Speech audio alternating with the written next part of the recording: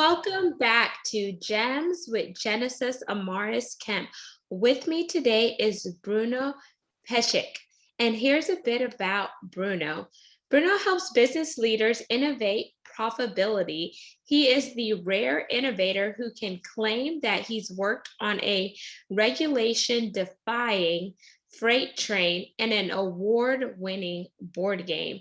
In addition to his corporate experience with brands like DNV, DNB, and Kongsberg Group, Bruno runs a community of entrepreneurs of several thousand members. He is currently undertaking a doctorate in organizational change with a specific focus on the issues with innovation in large enterprises. And without further ado, please welcome Bruno to GEMS. Thank you very much. That was a great introduction. Thank you so much. My pleasure, Bruno. And I want you to tell me a little bit more about who Bruno is, because a bio is just a bio, but I want to go deep diving with Bruno. Yeah. No, I'd be happy to share more on that. So Bruno is a Croatian guy who currently lives in Norway. And those two countries are more similar than people might recognize, because even though Norway is so much bigger than Croatia, both countries have very similar number of people living in them, close to 5 million, let's say. But Norway is so much bigger that you don't really feel that because they're so spread out. Now, in terms of profession, I actually started as an engineer, which is what you also mentioned, working on freight trains, etc., in defense industry. But as I was working a lot with innovations and product development, what I realized is that innovation is so much more than technical stuff. It has so much to do with people. And that is when I actually started looking more into, okay, how do I make that side work? And I know that's a little bit mechanistic approach, but that was where I started. I wasn't the most developed social butterfly, but I realized, hey, if I really want to innovate successfully, I need to also start understanding the human side of innovation. And that is kind of what led me to where I am today and to this conversation as well. I love that. And I love that you had the fire burning inside of you, that you wanted to do more outside of engineering. And what type of engineer are you, Bruno? Yeah. So by trade, I'm an industrial engineer. So that is kind of a branch of engineering that deals with improving the systems. And it does have this whole systems approach. And that is why I also got kind of triggered like, hey, this isn't just numbers. This isn't just mechanics. There is this big part, humans, because without humans, nothing else really happens. Yes, exactly. And here in the States, industrial engineering is similar to my degree, which is supply chain and logistics. But depending on where you go to school, some schools call it industrial engineer, some schools call it supply chain, but it's a mesh of the two. But whenever you're actually industrial engineering, you do have some engineering classes in comparison to supply chain. So thank you for putting that context in there, because it drives us to what our topic is about, which is profitable corporate innovations. And I want you to talk about, why is this your niche area? Because we know that whenever it comes to innovations, there are executives that are risk averse, because if it doesn't, make sense, or if it's not necessarily going to make the company money, then they're not willing to spend the time looking into innovations, because what they have currently is already working for them. So how can we get executives to see that innovations is a good thing and it will actually set you apart in comparison to your competitors? But for you not to jump on the bandwagon, you're also setting yourself back. Oh, so a lot to unpack there, Genesis. So that's good. And that is definitely a topic I'm passionate about. So we'll spend most of the time on executives, but you asked me like, why did I end up in that space? And I'll just give an honest answer for me. And that is, I love myself a good challenge. And I think innovation domain is the best domain for creative people that like to be pushed to the limits, because there are so many boundaries, not just human boundaries, but there are often technical boundaries that you need to overcome in order to succeed. So that is what I personally find attractive working in that field. Now, moving to executives, everything that you said, I 100% agree with you. And that's also my experience. And it's kind of funny, like if someone asks me, like, Bruno, is it worth investing in innovation?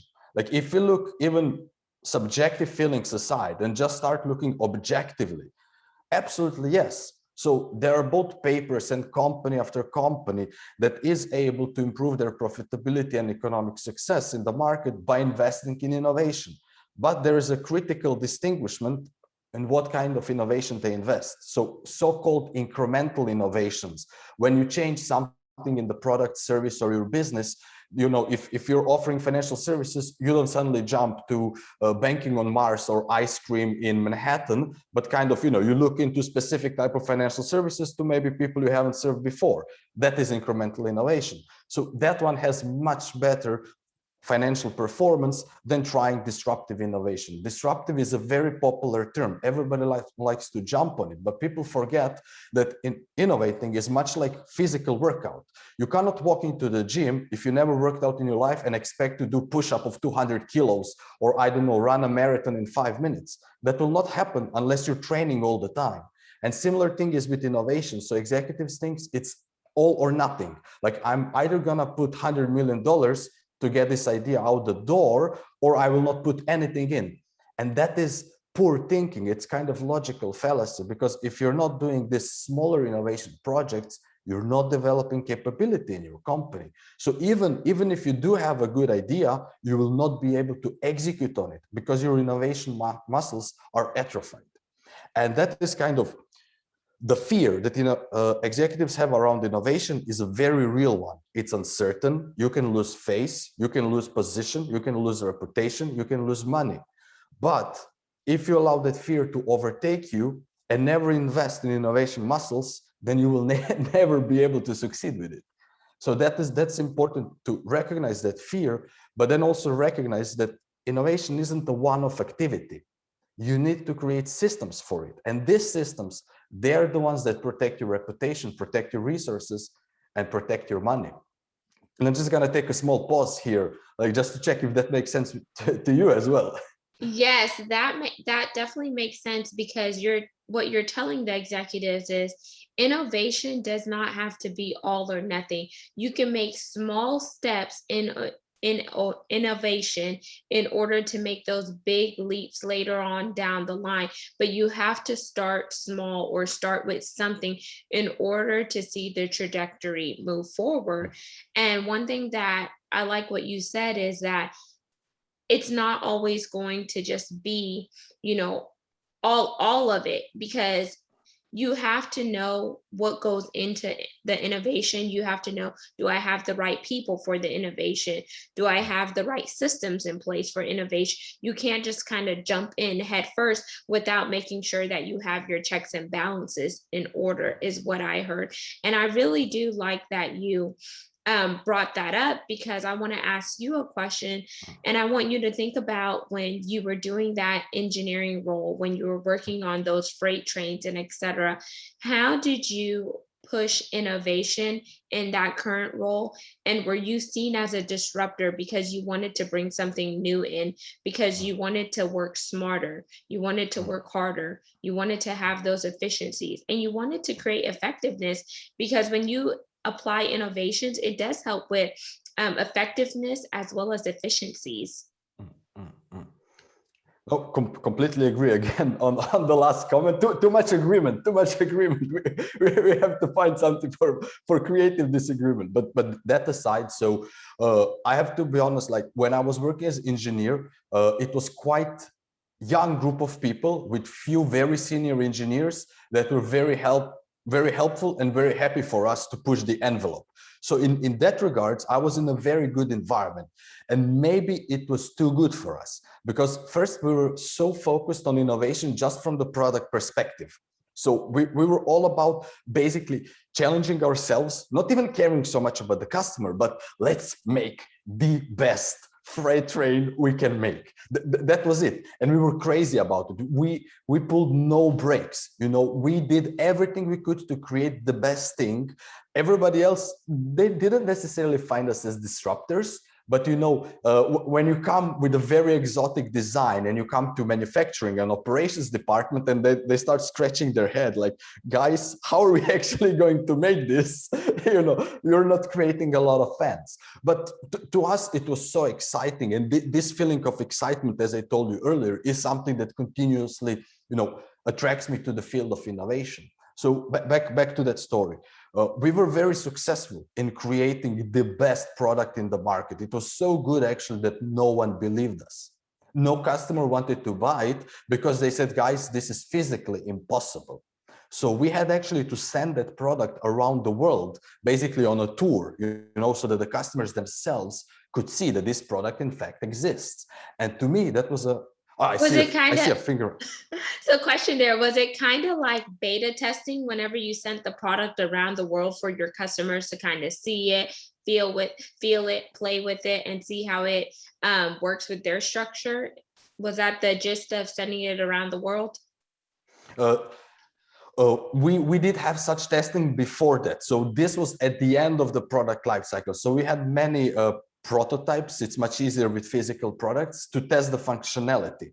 But what we did, everybody was happy with functionality, but at the end, when we had finished product, we had to send it around because no one believed us that it's possible to create such a product. They didn't believe that it's physically possible. So that is why we had to send it around the world. And as I said, for me, that was a big learning lesson, because what I learned there, it doesn't matter how technically good the product is, if you don't have a good story, a good narrative around it.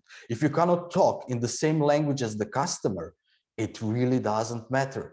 And it hurt me a lot back then because I was so proud of what we achieved, and that was just not recognized, not within the company. Within the company, it's other engineers, they know what we did. But outside of the company, you try to do something that's great for the customer and they don't appreciate. And but it was very important part for my learning journey, because that's when I realized innovation isn't just the engineering discipline. You must also understand, the customer. And I realized we have been talking for 20-ish minutes about innovation, and I haven't paused to actually say what is innovation for me, because that is one of the big things in large organizations. People use words like innovation, strategy, lean, Six Sigma, agile, pick your method, but they don't really say, yes, Scrum Master, and they don't say what is it for them. And then you have this small dissonance across the organization where everybody thinks it's different thing. So when I talk about innovation, what I mean is, to me, innovation is something new that creates value. New, defined by the recipient and by the creator. So if you and I have a business, it's new to us if we never made it, not if it was never made in the history of mankind. It's very difficult then to create new. And the value is defined from two perspectives. Innovation must be valuable for the customer, but also for the company making it. And that is pretty broad definition. I like to call it umbrella definition, but I also like it because it can fit. It doesn't matter if you're a non-profit, if you're some government organization, or if you're a normal, regular, for-profit organization. It's not innovation if it doesn't create benefits to someone. And it's not innovation if it's just something old. It can be reused, okay, that's new. But if it's just old thing without value, how is it innovation? Well, sorry for that sideline. No. I like the sideline because there may have been someone who's listening or watching this that may need it to know, in what context is he referring to innovation? So Bruno, I also want you to talk about, what are the critical ingredients for innovating profitability? And then when you think about this, I want you to think about start to finish. Okay, start to finish. We can probably speak for hours, but I'll try to start at the kernel. So when we talk about systems, there are many different approaches to systems. I like to think about it very pragmatically, very simple, the easiest way to start. So when I talk about innovation in context of large companies, I keep saying this profitability, profitable innovation, etc. Yes, there's no guarantees that you will profit from innovation, but there must be profitability at the end.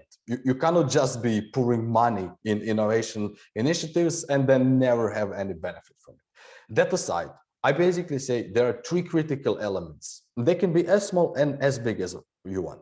So first one is you must have processes, procedures, pathways, call it however you want in your organization, for doing innovation.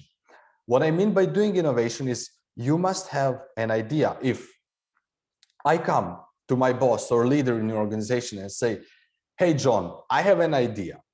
Then you must have a process. What happens next? How do you transform this idea into a specific business, into a specific value proposition, whatever in your organization? And there are many different approaches to that out there, from lean startup, design thinking, pick your innovation methodology. They're all good. They might be different in how they approach things, but they're good. The point isn't to be like a church, but pick what works to you. Then when you have that, this is where usually companies stop. They say, we know how to deal with ideas, but that's not enough. You must have a system for also managing ideas effectively. What I mean by managing ideas is you must have processes for selecting ideas, prioritizing ideas, aligning ideas, matching ideas with people, funding these ideas. And this might all sound trivial. You might say, yes, we do have that.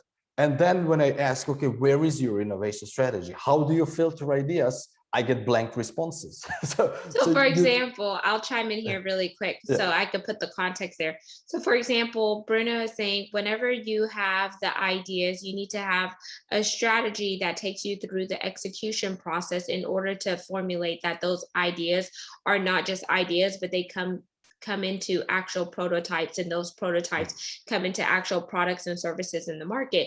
So with coming from a corporate background in oil and gas, what are your SOPs, your standard operating procedures? Have you talked to R&D, research and development? Do you have people in place that could actually go out into the field and research certain things in order to ensure that what you're going to invent and innovate makes sense in the market that you're trying to tap into? Do you have suppliers in place, people that are going to supply what you need in order to make your prototypes and etc.? Do you have procurement, a person that's going to work on contracts, MSAs, master service agreements, NDAs, non-disclosure agreements, and all of those things? So there are so many different moving components that need to be included in the execution phase. And if you don't include those people, things can easily fall through the cracks. And go ahead, Bruno. Yeah, no, absolutely. So you mentioned a lot of stuff that it all falls under that umbrella. They say like doing innovation, and that is something that every company, you start humbly, and then over time you improve these processes because you want to reduce the time spent on them. But on managing innovation, it's all about effectiveness, not efficiency. Like picking the right thing and focus on them. Even if you don't have the fastest process to pick the right ideas, just have the process. And this is really critical. Like when we had just a short discussion about what is innovation for Bruno, every organization needs to have that conversation. And it's not about meeting the definition that Bruno likes or Genesis likes or some innovation professor, but it's so powerful when you have 100 or 1,000 or 10,000 people that stand behind a single definition, and you need that alignment. Because you can't afford yourself to pick ideas that no one is behind. Even if they're the best ideas in the world, if there's no one behind them, they will not succeed in a large corporate. And then you can only lose money on them and lose time. And that's really sad, at least for me. Yes, that is extremely sad because time is money and people hate wasting their time. They also don't want to waste their money in the wrong things, the wrong people, or etc. And innovation is so key. So Bruno, with you doing your doctorate program and you're looking at your passion for innovation and you're taking your background knowledge and your experience, tell us, what does that look like and what change do you want to bring about once you have your doctorate? So we touched upon it a little bit, and I know it might sound a little bit shocking or paradoxical, but to me, it even isn't so much about bringing the brightest ideas to life, but rather how to express myself. What's more important to me is looking from the time perspective. Time is money, that's true. But looking at our life, time is the only thing we haven't figured out yet. It goes just in one direction. And I think that every leader in the world has massive responsibility not to waste the time of their employees. That is, to me, the biggest sin. You know, we can make business mistakes, we can make everything, but please, let's not waste each other's time. So for me, what I'm hoping to achieve through my research and work and everything is to prevent this waste of time in the organizations, and to provide ways for people in the companies to bring their ideas to life, even if they're not always successful, but that they had a chance to bring them to life in a structured way that both improves the bottom line of the company, but also provides personal satisfaction. Because I believe that the act of innovating is so humane. It's like, you know, applying our creativity, and it's so rewarding to bring something to life, no matter how small it is. And I suggest everybody in the world to try it. It doesn't need to be a patent. It can be just a small thing, the smallest thing you can imagine.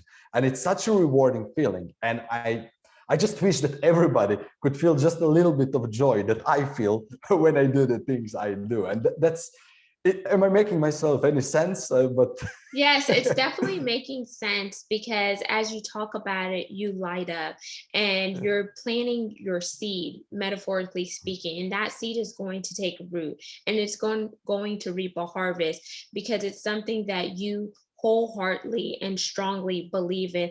But now it's like you taking that belief and pushing it out into the world and letting people know this is why I believe so strongly when it comes into innovation. This is why I believe so strongly when it comes into profitability and just seeing the bottom line, but ensuring that bottom line gets met and we take it upwards and outwards. And I want you to talk about a struggle. And the reason why I ask about a struggle is sometimes people only see the success. They never really dial back and look at the struggles that people had to go through in order to see the success that they currently have. So, what was the hardest struggle you faced personally as well as professionally, and how has it made Bruno a better man today? So it's a very good question, the one that requires a bit of nakedness, but why not? That's why we're here, to share and for others to hopefully get a little bit inspired. So this is unrelated necessarily directly to my innovation journey, but one of my personal struggles as coming up as an engineer and being quite focused in what I do, my leadership style was very crude. I actually made people cry with my leadership style. And that to me, you know, it was not my intent. And thankfully, I was, let's say, conscious or empathic enough to understand, hey, this isn't what I want to incur in people. These are not the emotions. Because what I thought was doing, I thought I was giving useful feedback. Maybe I was, but the way I was giving it, it did not create the effect I wanted to create. And that to me, it basically launched me on another journey where I tried again to, you know, educate myself and try to empathize a bit more with others and figure out, okay, you know, there is difference between speaking truth, between being candid and being respectful. And then that made a really big part of my coaching approach today, where I'm so focused on, hey, it always needs to be respectful, and it always must, whatever I say must come from the place of care and from place of wanting to, you know, contribute something. So then at least it helps me focus a bit my leadership style and how I express myself, because 15 years ago, I was much rougher than today. I like that transparency because sometimes it matters in the delivery. And I could coldly as well as wholeheartedly agree with you because coming from oil and gas and being a woman in a male dominated field, I could be seen as very direct and blunt sometimes because when you work in oil and gas and you're working on these projects that are over $1 million, you don't have time to put the fluff in. But then you have to realize that these are still people that I'm talking to, and these are human beings. So I have to separate the money aspect from the people aspect, and I have to find a good sweet spot to meet both of them at the intersection. So I like that transparency, and I could relate. And I had to work on that because I kept hearing you're so aggressive. Sometimes the guys don't want to come to you, and I'm like, hey, When we're running $1 million wells, we don't have time to be cookie cutter. We need to get the job done so we don't shut down anything and we're not losing any money. But I really do appreciate that, Bruno. And as we begin to wind down, I want you to tell the listeners as well as the viewers, what is Bruno's call to action for this episode? Well, I have my humblest aspiration and call to action is to viewers and listeners. Okay, you have been listening for this for 30 minutes. Genesis and I shared a lot of ideas. Maybe you forgot some, maybe you liked something, maybe you disagreed with something, but I invite you to just pick one thing and apply it immediately. Right now, if you can, if not, immediately tomorrow. That's my single call to action that I have, and I guarantee that you're going to see some results. That's it. Just pick the thing that you like the most from this conversation between me and Genesis and apply it immediately. Whatever it was, it's gonna make your business a little bit better. That's it. Amazing. And Bruno, I want you to tell the listeners and viewers once again who you are, how they can connect with you on social media, and leave us with 1 or 2 gems, as the mission of this show is to educate, inspire, and motivate. Okay. Well, I'm Bruno Pešec. I help leaders innovate profitably. I hope you enjoyed this podcast episode. You can find all the resources, everything that I share freely on www.pesec.no. You will find webinars, ebooks, whatever you might imagine about innovation, you will find it there. You can also find me on LinkedIn. I'm happy to connect, but otherwise, that's it, keeping it very simple. On the gem side, we talked a lot about innovation. So I'll just share 2 short gems. One, don't invest in thoughts, invest in ideas. A thought is something you have when you shower. An idea is something you can write down and write who is it for and how will they benefit. Number 2, don't invest in orphan ideas. Ideas don't get executed out of thin air. There needs to be someone driving an idea. Never invest or put your money behind a good idea that doesn't have a John or Jane that will drive that idea. 2 gems for goodbye. And there you have it, listeners and viewers of Gems with Genesis Amaris Kemp. You just heard Bruno Pešec, and he shared some amazing things regarding innovations, profitability, and why it's so important to not just invest in thoughts, but invest in ideas and make sure you have people who are driving those ideas so they could properly get executed and ensure that you are seeing that scalability, you're seeing that revenue come in, and all the things that you so desire, want, and need all come together in one centralized place. And until we chat next time, peace, love, and lots of blessings. Go out and have yourself an amazing day. And remember, nothing is impossible, because the word impossible also says I'm possible, depending on how you look at it from a different vantage point. Signing out, Genesis Amaris Kemp and Bruno Pešec.